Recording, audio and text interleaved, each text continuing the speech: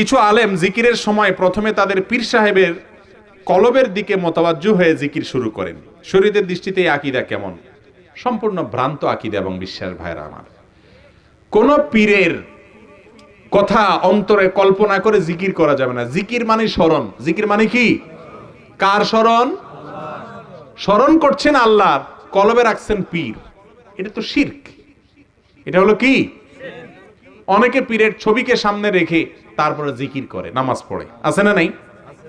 পীরের নামে গরু জবাই করে, মান্নত করে। এগুলা শিরকে আকবার, বড় শিরক, যার কারণে মানুষের ঈমান ভঙ্গ হয়ে যায়। ঈমান ভঙ্গের কারণ জানে না, ওযু ভঙ্গের কারণ জানে, নামাজ ভঙ্গের কারণ জানে, রোজা ভঙ্গের কারণ জানে, কিন্তু ঈমান ভঙ্গের কারণ আমরা জানি না।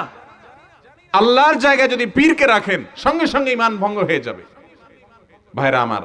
অতএব পীরকে স্মরণ নয়, স্মরণ কাকে হবে? এমনি পীরের স্মরণ হলে দোষের কিছু নাই। আপনার বাবার কথা স্মরণ হয়, মায়ের কথা স্মরণ হয়, বন্ধুর কথা স্মরণ হয়, পীরের কথাও স্মরণ হইলে অসুবিধা নেই। কিন্তু আল্লাহর জিকিরের সময় পীরের কথা কল্পনা করতে হবে, নাউজুবিল্লাহ। কেন? আপনি তো জিকির আল্লাহর করছেন, পীরের কথা কেন কল্পনা করবেন? পীর কে?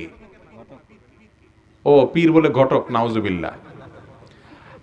দেখুন, ঈমান ভঙ্গের কারণগুলির ভিতরে একটা কারণ হলো আল্লাহ এবং বান্দার মধ্যে কোনো মিডিয়া দাঁড় করানো, ভায়া দাঁড় করানো। দেখুন ভাইরা আমার, হাসির কথা না, বোঝার কথা, বোঝার চেষ্টা করেন।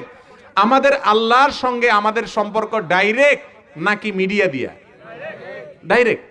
একটা আয়াত বাইর করছে, ওয়াবতাগু ইলাইহিল ওয়াসিলা। আল্লাহ বলছে উসিলা ধরো। আল্লাহ বলছে কি?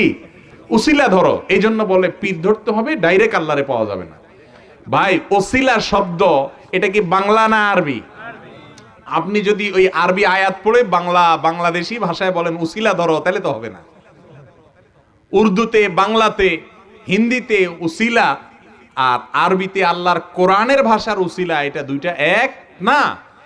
এই আয়াতের তাফসিরে যতগুলো প্রসিদ্ধ তাফসির আছে, তাফসিরে কুরতুবী থেকে নিয়ে ইবনে কাসির থেকে নিয়ে সব তাফসিরগুলো করেন, মুফাসসিরগণ এই তাফসিরে, এই আয়াতের তাফসিরে লিখেছেন ওয়াবতাগু ইলাইহিল ওয়াসিলা মানে হলো আল্লাহর আনুগত্য, আল্লাহর ইবাদত বন্দেগী করতে করতে আল্লাহকে তালাশ করো।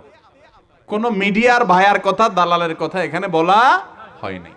অতএব পীর বা আল্লাহর কোন নেককার বান্দা যদি আপনাকে আল্লাহর পথে চলতে বলেন, ওই কথা শুনবেন। কিন্তু তাই বলে আল্লাহকে পাওয়ার জন্য আল্লাহর স্মরণ যখন করবেন, আগে তার দিকে কলব মোতাওয়াজ্জু করবেন, এরপরে ওখানে স্টেশন করে তারপরে আল্লাহর দিক যাবেন। এরকম কোন কথা ইসলাম আমাদেরকে শিখায় নাই।